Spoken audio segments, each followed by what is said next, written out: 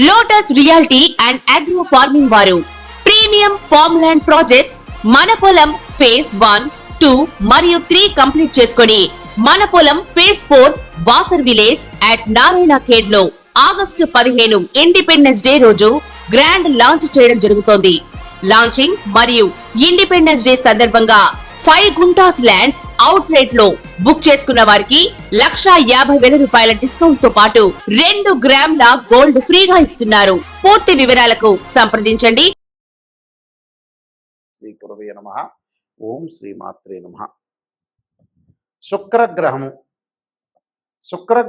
సుఖాన్ని, భోగాన్ని, సౌఖ్యాన్ని కళత్రకారకుడు శుక్రగ్రహం.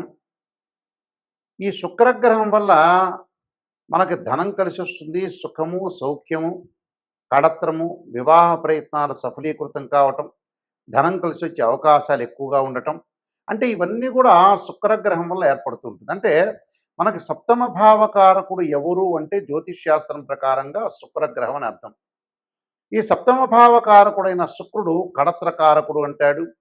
ఈ శుక్రగ్రహం అనేది ముఖ్యంగా మనకి వృషభ తులారాశ్యాలకు అధిపతి, అంటే రాస్యాధిపతి. అంటే వృషభ రాశి కానీ తులారాశి కానీ రాస్యాధిపతి ఎవరు అంటే శుక్రగ్రహం.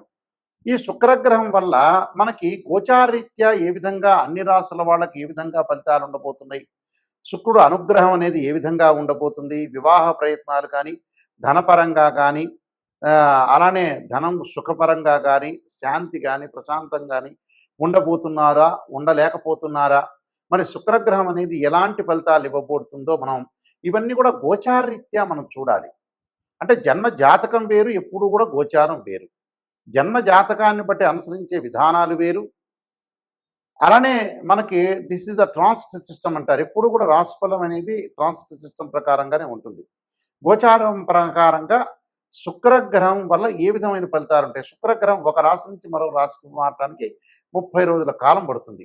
ఎప్పుడైనా సరే ఒక విషయాన్ని గుర్తుపెట్టుకోండి, శుక్రగ్రహము ఎవరైనా సరే వాళ్ళ రాశి నుంచి 1, 2, 4, 5, 8, 9, 11 స్థానాల్లో సుఫలితాన్ని ఇస్తాడని శాస్త్రం గోచారం చెప్పబడుతుంది. అయితే మనకి గోచార రత్నాకరంలో కానీ గోచార ఫల ప్రదర్శనలో కానీ ఈ గోచార రత్నాకరంలో కానీ ఇవి గ్రంథాలన్నింటిలో కూడా మనకి గోచారం గురించి చెప్పబడింది.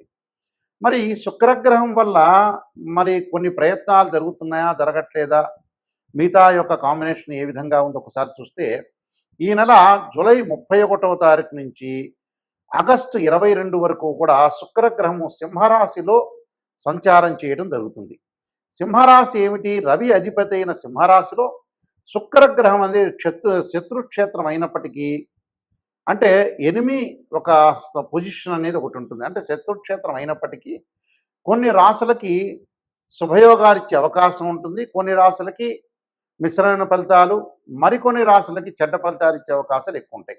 ముఖ్యంగా కొన్ని రాశులకి ఏ విధంగా ఉండబోతుంది అంటే జీవితంలో కొన్ని మార్పులు, సాధారణ జీవితం అనేది కొన్ని మార్పులు జరిగే అవకాశాలు ఎక్కువ ఉంటాయి. కాబట్టి శుక్రుడు సింహరాశిలో ఉండటం వల్ల ఏ విధమైన ఫలితాలు అనేవి వస్తాయని మనం ఒకసారి చూద్దాం. ముఖ్యంగా 31వ తారీఖు నుంచి 22వ తారీఖు వరకు, అంటే ఆగస్టు 22 వరకు, అంటే మనకి 23 రోజుల కాలం పాటు శుక్ర సంచారం అనేది సింహరాశిలో ఉండటం వల్ల ఏ విధంగా ఉండబోతుందో ప్రతి రాశిని కూడా మనం గమనిద్దాం. ఆ రాశిని బట్టి మనం విషయాలు తెలుసుకుందాం. ఇంట్రో ఇది, ఎండింగ్ చెప్తాం. ఈ రాశి వాళ్ళు ప్రత్యేకంగా శుక్రుడు యొక్క ఆరాధన చేయటం చాలా ముఖ్యం. శుక్రుడు యొక్క ఆరాధన చేయటంలో శుక్రగ్రహం అనుకూలత మనకు ఉండాలన్నా, ధన ప్రయత్నాలు సఫలీకృతం కావాలన్నా, వివాహ ప్రయత్నాలు సఫలీకృతం కావాలన్నా, ప్రశాంతంగా ఉండాలన్నా, సుఖం కలగాలన్నా, భార్యాభర్తల మధ్యలో విభేదాలు తగ్గాలన్నా, అనవసరమైన మధ్యవర్తిత్వం కానీ, అలానే వివాహం సంబంధించిన విషయాల్లో ముందుకు వెళ్ళాలన్నా, అలానే ఎవరైతే ప్రేమించుకుంటున్నారో అలాంటి వాళ్ళు పెద్దల ద్వారా ఒప్పించి వివాహానికి ప్రయత్నం చేసే వ్యక్తులు కానీ, అలానే కాస్మెటిక్ సంబంధించిన బిజినెస్ చేస్తున్న వ్యక్తులు కానీ, సినిమా రంగం వాళ్ళు కానీ, సినిమా రంగంతో పాటు ప్రతి పనిలో కూడా కొంత ముందుండాలి, ఒక ఆకర్షణ బాగా పెరగాలి అని అంటే, అలానే ఏదైతే సంతానపరంగా ఇబ్బందులు కలుగుతున్న వ్యక్తులు, అంటే మనకు సెమిన్ అనాలిసిస్ అంటారు, టెస్టోస్టెరాన్ అంటారు. అంటే ఇవన్నీ కూడా శుక్రగ్రహం వల్లనే ఆరోగ్యపరంగా బాగుంటేనే మనకు శీఘ్రమైన సంతానం కలుగుతుందని అర్థం. అంటే గురువు కూడా అవసరమే, శుక్రుడు కూడా అవసరం కాబట్టి శుక్రగ్రహం వల్ల ఏదైతే మేలు కలుగుతుందో ఆ మేలు కలగటానికి తప్పకుండా దోషం అనేది, ఏదైతే కొన్ని రాసుల వాళ్ళకి దోషం అనేది ఉంటుందని మనం చెప్పుకున్నామో వాళ్ళందరికీ కూడా మంచి జరగాలంటే శుక్రుడు యొక్క అనుగ్రహం అనేది ఒకటి ఉండాలి. ఆ శుక్రుడి యొక్క అనుగ్రహం ఉండాలంటే ఏమి చేయాలి అనేది మనం ముందు ఆలోచన చేయాలి. దీనికి పరిహారాలు చేసుకొని ముందుకు వెళ్తే వీళ్ళకి మంచి జరిగే అవకాశాలు ఖచ్చితంగా ఉంటాయి. ఇది ఇంట్రోకి యాడ్ చేయగలుగుతారా ఇది? ఎన్ని నిమిషాలు వచ్చింది ఇది మొత్తం కలిపే? ఇది ఉంచుతారు 5 మినిట్స్ లేదా సుత్తి అవుతుంది ఎక్కువ? ఇది ఇంట్రోని చెప్పడం బెస్టా, అదే లాస్ట్ చెప్పడం బెస్ట్ లేదా తగ్గించమంటారా?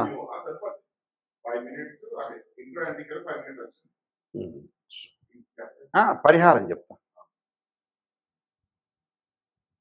ఇది ఇంట్రో కాదు, లాస్ట్ ఎండింగ్లో ఇంకొక లైన్ చెప్తా, యాడ్ చేయండి దీనికి. శుక్రగ్రహం యొక్క పరిహారం చేసుకోవాలంటే ఖచ్చితంగా లక్ష్మీ గణపతి అంటే పాదరసపు లక్ష్మీ గణపతిని ఆరాధన చేయటం ఒకటి చేయాలి. అలానే శుక్రగ్రహం యొక్క అనుకూలతను మనం ఉండటానికి వీనస్ ప్లానెట్ మనకి ఏదైతే పాజిటివ్ రిజల్ట్స్ రావడానికి ముఖ్యంగా శుక్ర హోమం చేయటం చాలా మంచిది, శుక్ర జపం కూడా చేయటం చాలా మంచిది. అలానే శుక్రుడి యొక్క అనుకూలతను మనం బాగా ఎక్కువగా రావడానికి అమ్మవారి యొక్క ఆరాధన, రాజరాజేశ్వరి యొక్క అమ్మవారి యొక్క ఆరాధన, శుక్ర జపం చేయటం చాలా మంచిది. ఓం శుక్రాయ నమః అనే మంత్రాన్ని కూడా చదువుకోవచ్చు, లేకపోతే శుక్రుడు సంబంధించిన శ్లోకాలు ఉంటాయి, ఆ శ్లోకాలు కూడా చదువుకోవచ్చు. చదువుకోవటం వల్ల కూడా మీకు మంచి జరుగుతుంది. ఈ శ్లోకాలు కూడా శుక్ర హోరలో కానీ శుక్రవారం రోజున లేదా ప్రదోషకాల సమయంలో సాయంకాలం వేళ శుక్రుని ఆరాధన చేయాలి. కానీ పాదరసం లక్ష్మీ గణపతిని ఆరాధన చేస్తే చాలా శ్రేష్టమని శాస్త్రంలో చెప్పబడింది. శుక్ర హోమం చేసుకోండి. అలానే బొబ్బర్లు అంటే అలచందలు అంటారు, శుక్రవారం రోజున దానం చేయండి. శుక్రగ్రహ దోషం పోయే అవకాశాలు ఖచ్చితంగా ఉంటాయి. ఇవన్నీ కూడా మీరు నేను చెప్పిన పరిహారాలను కూడా పాటించి ముందుకు వెళ్ళండి, మీకు మంచి జరిగే అవకాశం ఖచ్చితంగా ఉంటుంది. మీకు మంచి జరగాలని ఆశిస్తూ సర్వే జనా సుఖినో భవంతు. కన్యారాశి వాళ్ళకి 23 రోజుల పాటు ఉండే శుక్రగ్రహము వ్యయస్థానంలో ఉండటం వల్ల ఏ విధమైన ఫలితాలు ఉంటాయి? ఎప్పుడు కూడా నెగిటివ్ పాజిటివ్ రెండు కూడా ఒకేలాగా మీరు గౌరవించండి, అలానే తీసుకోండి.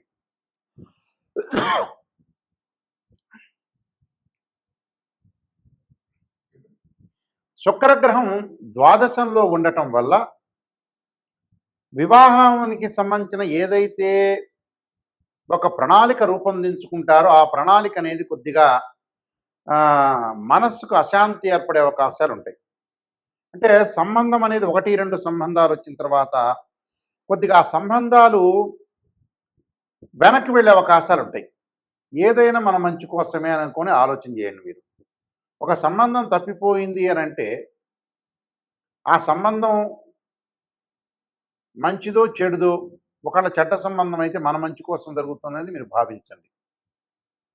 ఉద్యోగ ప్రయత్నాల్లో వాళ్ళకి ప్రయత్నం అనేది కలుగుతుంటుంది, కానీ మనం ఆశించినంత ఉద్యోగంలోకి వెళ్ళలేకపోతారు. అధికారుల యొక్క ఆగ్రహానికి గురి కావటం, ఆర్థిక పరంగా ఆదాయం అనేది బాగా పెరుగుతుంది. ఆస్తులు కొనుగోలు చేయటం, అలానే భూ సంబంధమైన విషయాల్లో కొంత వివాదాలు రాకుండా కొంత జాగ్రత్త పడటం మంచిది. అంటే దాని మీద శ్రద్ధ పెట్టి ముందుకు వెళ్ళాలి. దానితో పాటు విదేశాలకు వెళ్ళాలి అనే ఒక అభిప్రాయం అనేది కలుగుతుంటుంది. ఆ అభిప్రాయాన్ని ప్రణాళికాబద్ధంగా వీళ్ళు ఒక ప్లాన్ వేసుకుని చేసుకోవాలని ఒక అభిప్రాయం అనేది కలుగుతుంటుంది. అంటే దానికి ఒక ఎస్టిమేషన్ వేస్తుంటారు. ఉద్యోగంతో పాటు వ్యాపారం చేయాలనే విషయాన్ని, వ్యాపారం చేస్తున్న వ్యక్తులు కూడా ఇంకొక వ్యాపారాన్ని విస్తరణ చేయాలని వాళ్ళు ఆలోచన చేస్తూ ఉంటారు. అంటే 10 మందితో డిస్కషన్ చేస్తుంటారు. నేనేం చేయాలి, ఏం చేస్తే నేను బాగుపడతాను, ఆర్థిక పరంగా నాకు ఆదాయం పెరగటం ఎలాగా అనేది 10 మందితో మనం డిస్కషన్ చేసి ముందుకు వెళ్ళటంలో ఎప్పుడు కూడా తప్పు లేదు. లైఫ్ అనేది లైఫ్ ఎప్పుడు కూడా 10 మందితో డిస్కషన్ చేయాలి, మంచి వాళ్ళని మనం దగ్గరికి తీసుకోవాలి, దుష్టులను చూసి దూరంగా ఉండాలి. దీంతో పాటు అధిక వ్యయం జరిగే అవకాశాలు ఉంటాయి. అంటే ఉన్న మనకి ఏదైతే ఆదాయం వస్తుందో ఆదాయంలో దాదాపు 35% మీరు అనవసరమైన ఖర్చులకు ప్రయారిటీ ఇస్తారు. అనవసరమైన ఖర్చులు తగ్గించుకోండి. మధ్యవర్తిత్వం అనేది మంచిది కాదు. ఇద్దరు గొడవలు పడుతుంటే మధ్యవర్తిత్వంగా మీరు ముందుకు వెళ్ళొద్దండి. కొన్ని ఇబ్బందికరమైన విషయాలు ఎక్కువ వస్తాయి. పదోన్నతి అనేది కొద్దిగా లేట్ అయ్యే అవకాశాలు ఉంటాయి. నిశ్చితార్థాలు కొంతమంది జరిగి కూడా ఆగిపోయే అవకాశాలు ఉంటాయి. కాబట్టి ఏమీ భయభ్రాంతులు చెందొద్దండి. తొందరపడి సంబంధాలనే వచ్చే అవకాశం అనేది ఒకటి ఉంటుంది.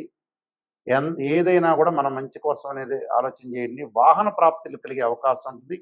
లగ్జరీగా ఒక ఊరి నుంచి ఇంకో ఊరికి వెళ్ళటం, వాహనాల్లో తిరగటం, విందులు వినోదాలు, సౌందర్యానికి ప్రయారిటీ ఇవ్వటం, కాస్మెటిక్స్ సంబంధించిన వస్తువులు అమ్మే వాళ్ళకి ఆదాయం అనేది కొంత తక్కువగా ఉండే అవకాశం ఉండటం, ఫ్యాన్సీ సంబంధించిన ఐటమ్స్ వాళ్ళకు కూడా కొంత ఆదాయం తగ్గే అవకాశాలు ఎక్కువగా ఉంటాయి. అలానే జమాలజీ వ్యక్తులకు కూడా ఆదాయం అనేది తగ్గుతుంటుంది. అంటే ఏదైతే మనం చేస్తున్నామో ఆ పని వల్ల శుక్రగ్రహం అనేది మిశ్రమైన ఫలితం ఎక్కువగా ఇస్తుంది. మనకి ఈ నెలలో జరగలేదు అంటే ఏదో నాకు జరగలేదు ఇలా అయిపోతుందని భావించద్దండి. వ్యక్తిగత జాతకం కూడా చాలా ఇంపార్టెంట్ ఇక్కడ. ట్రాన్సిట్ సిస్టమ్ అనేది కొంతవరకు ఫలితాన్ని ఇస్తుంది. వ్యక్తిగత జాతకం అనేది చాలా ఇంపార్టెంట్. అది చెట్టు కింద వేళ లాంటిది. ట్రాన్సిట్ సిస్టమ్ ఎప్పుడూ కూడా ఒక చెట్టుకు ఆకులు లాంటిది. ఆకు వస్తుంది పోతుంది, గ్రహాలు మారిపోతుంటే ఇంకో గ్రహం మళ్ళీ మంచి చేయొచ్చు. అందువల్ల ఏమి కూడా మీరు మనస్సు అశాంతి చేసుకోవద్దండి.